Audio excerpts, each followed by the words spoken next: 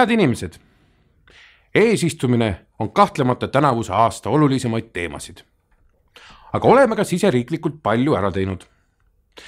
Üks olulisemaid asju on see, et tänavu otsustasime, et esimest korda üle 10 aasta tuleb politseinike juurde.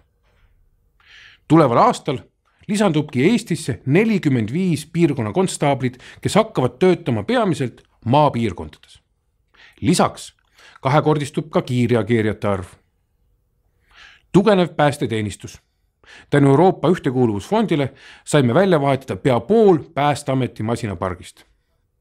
Samuti otsustasime lisaraha eraldamise Päästeametile varustuse soetamiseks järgmisel 4 aastal. Uuel aastal käivitub ka toimetulekuraskustes inimeste koduste küttekollete renoveerimise projekt, mille käigus saab tuleohutuks vähemalt 500 pere kodu.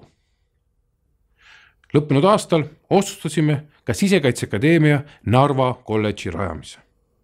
Sellega paraneb sisekaitseline õpe Ida-Virumaal ja lisaks saavad narvalased tuli uue 8-rajalise ujula. Kaunist aasta lõppu!